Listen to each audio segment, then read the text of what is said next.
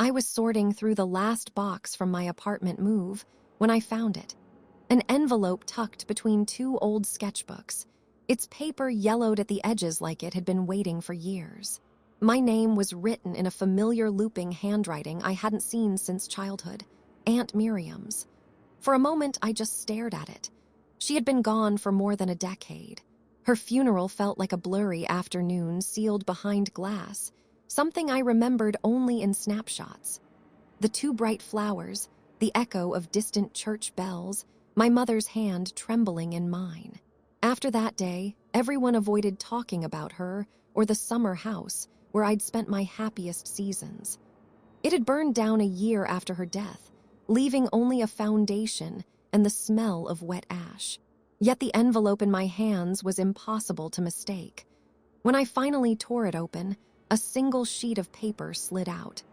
Her handwriting was the same, confident, slightly slanted, as if she were always writing against a breeze. My dear, if you're reading this, then you're older now, old enough to remember properly, old enough to return. I read the lines 3 times. My stomach tightened. Return where? Go to the place where the house once stood. There is something waiting for you, something only you will recognize. Do not be afraid of how it looks now. The words made my skin prickle. I dropped into the nearest chair, holding the letter like it might crumble. I tried to laugh at myself. Maybe this was something she wrote before she died, a message tucked away and forgotten. But the paper didn't feel old enough. The ink didn't look faded, and the envelope still smelled faintly of lavender and smoke. My pulse hammered as I held the sheet up to the light. On the bottom corner, barely visible, was a small penciled sketch.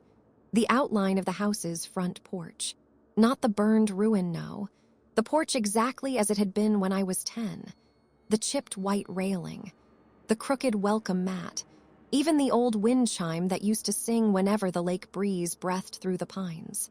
I hadn't thought about that chime in years. Suddenly, a memory flickered in my mind. Me standing at that porch at dusk. The glow of fireflies, the faint hum of cicadas.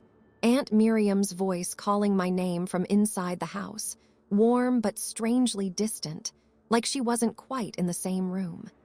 I folded the letter carefully, but my hands wouldn't stop shaking.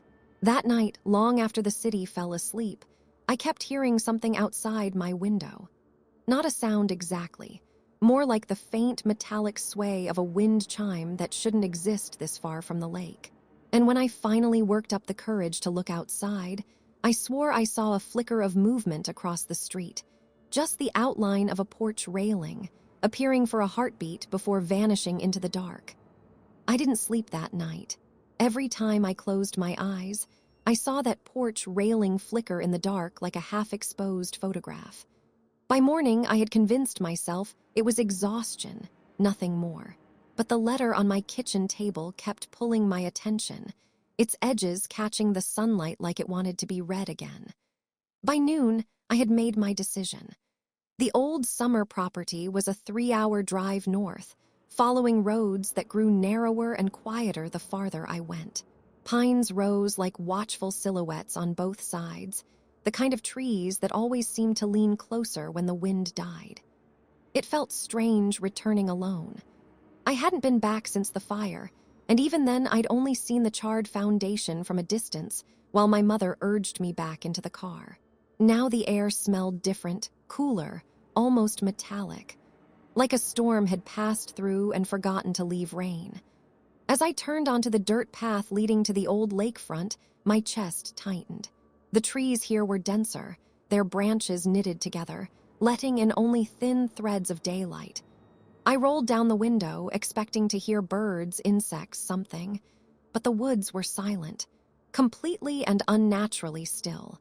The closer I got, the more familiar everything felt, though I couldn't explain why. The bends in the path, the dips in the ground. I knew them the way you know the steps to a childhood routine you thought you forgot. When I reached the clearing, I stopped the car and just sat there, hands gripping the wheel. The house was gone, of course. Only the concrete slab remained, cracked and half-buried in moss. The fire had taken everything else. But as I stepped out, a strange sensation washed over me. The air felt thicker, heavy with the scent of old smoke and damp wood. I had the irrational thought that if I listened closely, I could hear the house breathing beneath the ground. I walked toward the center of the foundation. Bits of charred timber still clung to the edges, and something about that blackened wood made me feel like I was trespassing. Like the place was waiting, but not necessarily for me. Then I noticed it. An envelope. It sat in the exact spot where the front door used to be, perfectly clean despite the dirt around it. My name was written on it again, the same looping handwriting, the same faint lavender scent drifting up as I picked it up with trembling fingers. Inside was a single line. "Go to the cellar." My breath caught. The house never had a cellar. At least not one anyone ever told me about. I looked at the foundation again, at the cracks, the uneven slabs, the places where shadows pooled even though the sun was directly overhead. And that was when I heard it. A soft, distant ringing. A wind chime, deep below my feet. At first, I thought the ringing was in my head. A trick of memory or nerves or the eerie stillness pressing against my ears. But when I knelt and pressed my palm to the cracked concrete, the sound grew clearer. Not louder, just more distinct, like something chiming far beneath the surface, patient and steady. A wind chime shouldn't echo from underground. I stood there frozen, heart pounding hard enough to feel in my throat. The house had never had a cellar. I was certain of that. I'd explored every corner as a kid, opening every cabinet and crawling under every bed. Aunt Miriam never let me near the attic, but she had never mentioned anything below the foundation. Still, the letter wouldn't lie. Or rather, whatever wrote it didn't want me to think it was lying. I started walking the perimeter of the slab, tracing the edges with slow steps. The concrete was uneven in places, cracked into crooked shapes like a puzzle forced apart too quickly. On the far side, near what used to be the kitchen window, I noticed a section of dirt that looked disturbed. Not freshly dug, but not settled either. As if someone had cleared debris and then tried to make it look forgotten. I knelt again, brushing away dry pine needles. Beneath them, a metal ring caught the light. A handle. My breath stuttered. It was small, old, rusted around the edges. The kind of handle you'd find on a cellar door, except it was embedded in the earth directly along the foundation's edge, half concealed by soil. It didn't make sense. I'd played in this exact spot countless summers, building forts and drawing chalk shapes across the concrete. If a door had been here, I would have found it. Unless it hadn't been here then. I hesitated, waiting for the woods to object somehow. But the silence didn't break. Even the air felt like it was holding itself still, waiting to see what I would do. I gripped the handle. It resisted at first, stuck in place like it had never been touched. I dug my heels into the dirt and pulled again. Something shifted beneath the soil, softly at first, then with a brittle crack as roots snapped. The door lifted only an inch, but cold air rushed out, sharp and stale, smelling of damp stone and something older I couldn't name. The wind chime deepened. Not louder, closer. I pulled harder. The door finally gave way, swinging up with a groan that echoed into the dark below. A narrow staircase descended into blackness, made of uneven stone steps slick with moisture. The air drifting up felt too cold for summer, like it belonged to a different season or a different place entirely. I barely had time to steady myself before I noticed something else. Another envelope. It lay on the first stone step, pristine in the darkness, untouched by dirt or damp. Lavender and smoke curled faintly from the paper when I picked it up. Inside were 4 words. "You forgot the truth." A shiver ran up my spine. I stared into the staircase, swallowed by its own shadows. And then, from somewhere far below, the chime rang again, slow, deliberate, as if welcoming me back. The staircase swallowed light in a way that didn't seem natural. Even when I held my phone over the opening and turned on the flashlight, the beam dissolved into the dark after only a few steps, as if the air below absorbed it instead of reflecting it. Cold dampness rose up the stairwell and touched my face, soft at first, then almost curious, like fingertips brushing along my jaw. I told myself it was only a draft, the kind that forms in underground spaces, but my chest tightened anyway. I should have turned back. I knew it even then. But something in the air, some pull I couldn't name, kept nudging me forward. Like the staircase wasn't just waiting for me, but calling me in a voice I couldn't quite hear. I took the first step. The stone was slick beneath my shoe, worn smooth by time or water. My breath echoed faintly, repeating itself a split second too late, as if the space needed time to process the sound before giving it back to me. I kept descending slowly, one hand on the wall. The stone felt unnaturally cold, rough in some places, and strangely smooth in others. Like parts of it had been shaped by human hands and parts had been left the way the earth made them. I had counted 14 steps when the air shifted. A faint vibration trembled through the stones, then the wind chime rang again. This time it was unmistakably close, like it was hanging somewhere just ahead, swaying in a breeze I couldn't feel. The sound was the same as in my memories, clear, fragile, almost gentle. But there had never been a chime in a cellar. There had never even been a cellar. I reached a landing, a small square of stone floor that branched into a narrow passage. My light flickered across the walls, revealing faint carvings, shallow lines, scratched or etched long ago. Some looked like symbols, others like pieces of a larger image fractured across the stone. I leaned closer, squinting. One carving showed a house. Not just any house, the house, our summer home. The exact shape of the roofline, the slanted porch railing, the little window above the kitchen sink. But the carving showed something else too. Beneath the house, lines extended downward, forming a crude map of tunnels or roots spreading deep into the ground. I stepped back, pulse stuttering. This wasn't possible. No one had built anything like this under the property. There had been inspections after the fire. Reports.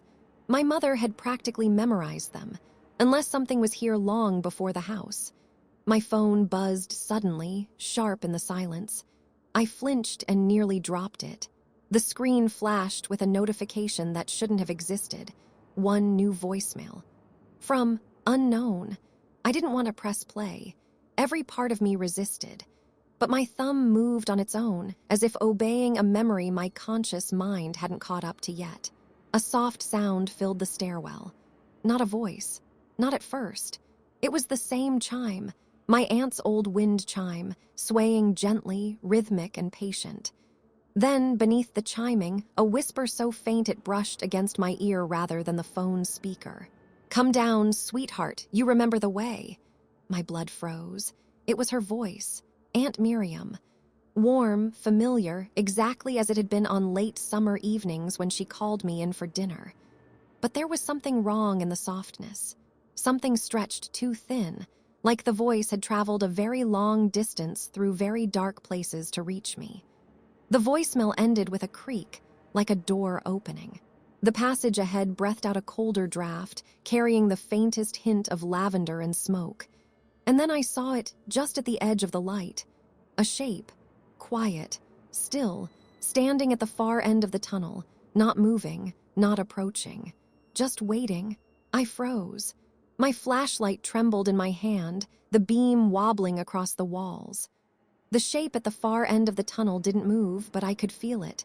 Some weight pressing through the darkness, not heavy in a physical sense, but heavy enough to make the air feel thicker, harder to breathe.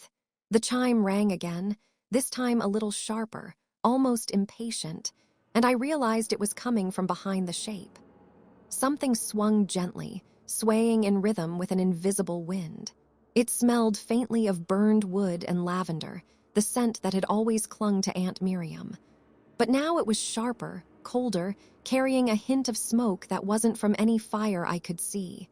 I took a step forward, then another. The stone floor beneath me was damp, slick, uneven, as if it wanted to make me trip. My breath echoed in short bursts, mingling with the distant chime. Every instinct screamed at me to turn around, to climb the staircase and run. But curiosity, or something darker, held me in place. As I approached, the shape resolved into something recognizably human. yet not. The light revealed the outline of a figure, small and slender, standing perfectly still. Its head tilted slightly, and in that moment I could see it clearly. The face was blank. No features at all, just a smooth, pale surface catching the dim light of my flashlight. I froze again, heart hammering. The wind chime's sound quickened, like a heartbeat sinking to mine. Then the figure lifted a hand, not toward me, but in the direction of the tunnel beyond. My stomach twisted. The space stretched further than I remembered, the darkness deepening unnaturally. I swallowed hard and took another step. Each footfall seemed to echo longer than it should, the sound lingering as if the tunnel itself were listening. My fingers brushed the wall, and it was alive. Smooth, cold, faintly pulsing. The carvings I'd seen earlier shifted in the dim light, patterns rearranging themselves when I wasn't looking directly at them. I shook my head, trying to convince myself it was just nerves, exhaustion, imagination. But my instincts whispered otherwise. The figure stayed perfectly still, its hand still pointing. And then I noticed the floor beneath it. Where the concrete should have ended, another set of stairs appeared, descending deeper, darker. They hadn't been visible from above, and the faintest glimmer of light at the bottom flickered, warm, golden, familiar, like candlelight from my childhood memories.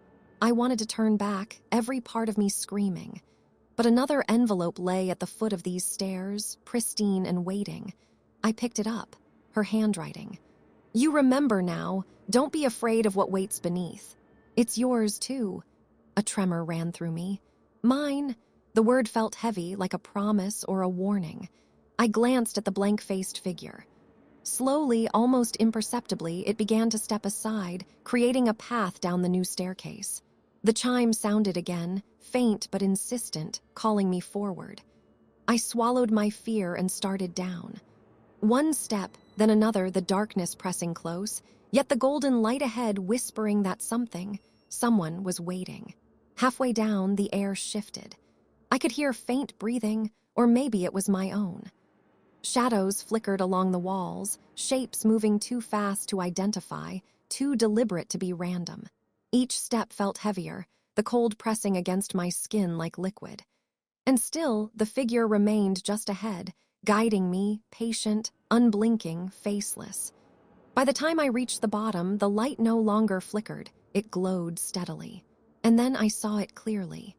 The cellar opened into a space that couldn't exist. A room filled with objects I remembered, objects I had thought lost in the fire. The little wind chime from the porch, the wooden rocking horse, Aunt Miriam's old writing desk. Everything arranged as if the house had never burned. And in the center of it all, a chair, empty, waiting. The room felt impossibly still, as if it had been waiting for me all these years. My flashlight trembled in my hand, though the golden light now filled the space, warm and soft like a memory I could almost touch. Every object was familiar. Every object carried the echo of my childhood. The rocking horse in the corner, its paint chipped just as I remembered. The little wind chime, swaying slightly though no breeze existed. Aunt Miriam's writing desk, papers stacked neatly as if she had just stepped away. I took a tentative step forward, and the floor beneath me hummed faintly. Not vibration, more like recognition, as if the room itself acknowledged my presence. My hands itched to touch everything, to confirm I wasn't dreaming.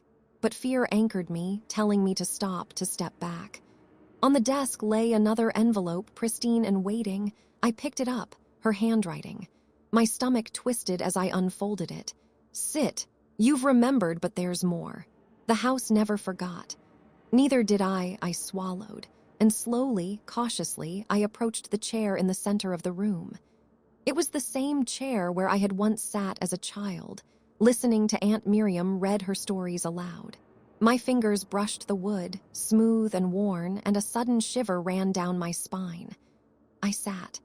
The moment I did, the room shifted slightly, not physically, but in perception. Shadows seemed to rearrange themselves, forming patterns I had seen only in half-remembered dreams. The carvings from the staircase appeared along the walls, glowing faintly in rhythm with the chime. Then I realized the room wasn't just displaying memories.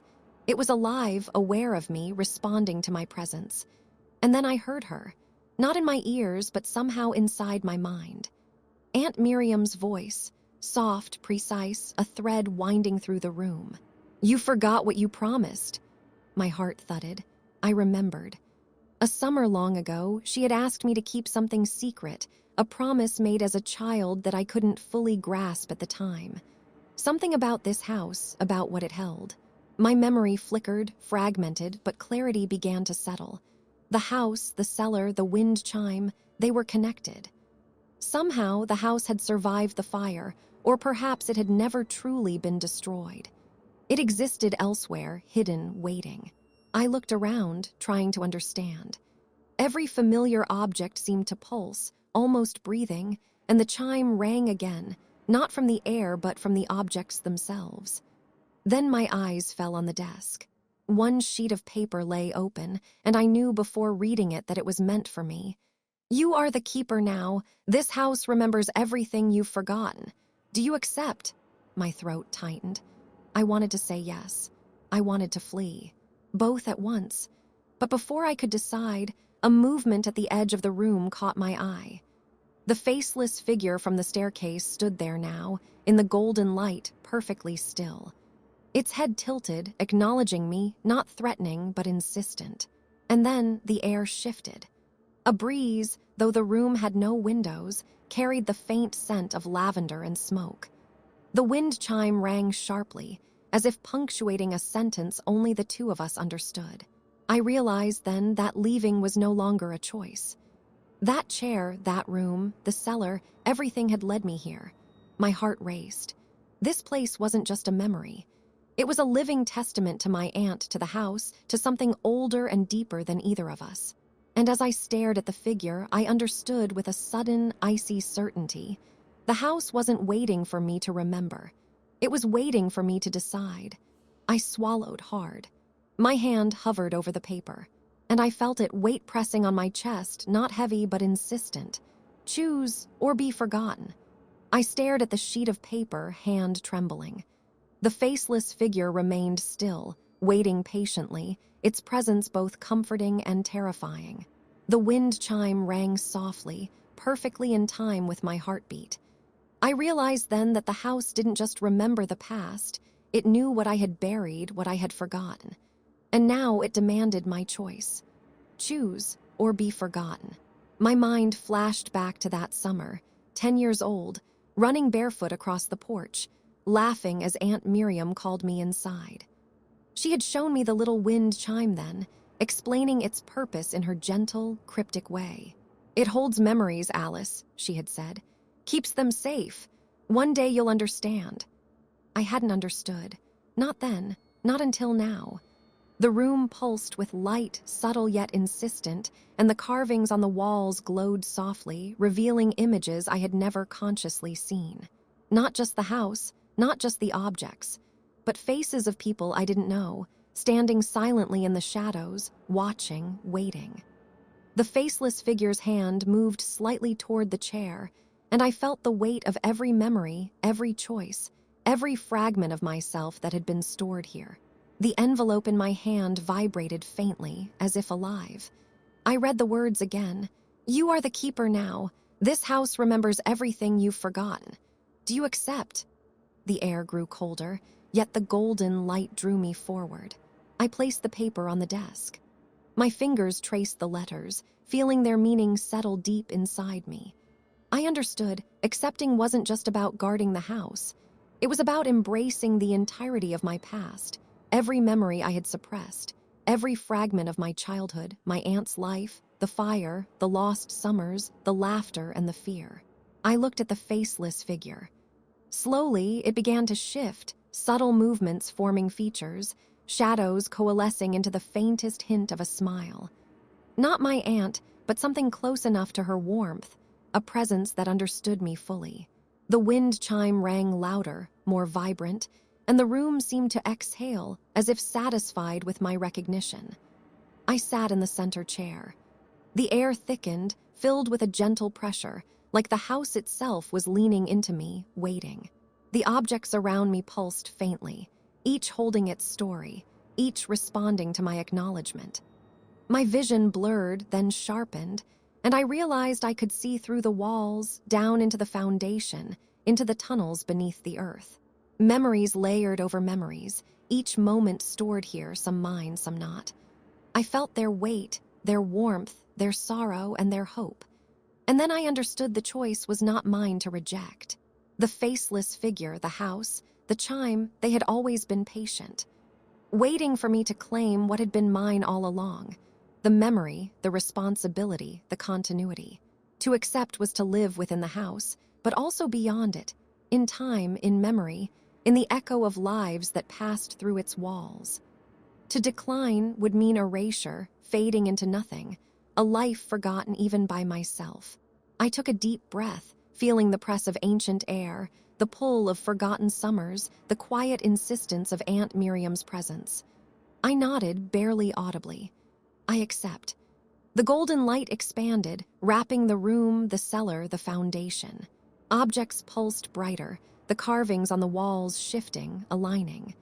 The faceless figure stepped back, dissolving into the light, leaving me alone in the chair. And yet I did not feel alone. The house was alive, aware, and now my ally, my burden, my home. The wind chime rang one final time, crisp, perfect, ringing through the silent cellar. Outside, the pines swayed in a breeze that hadn't existed before. I closed my eyes, and for the first time, I felt the fullness of every memory the house had saved. Every laugh, every fear, every forgotten secret, every shadow I had ever ignored, held safely, acknowledged, unbroken. And then I understood that I was no longer the visitor. I was the keeper. The house waited, and I would never leave.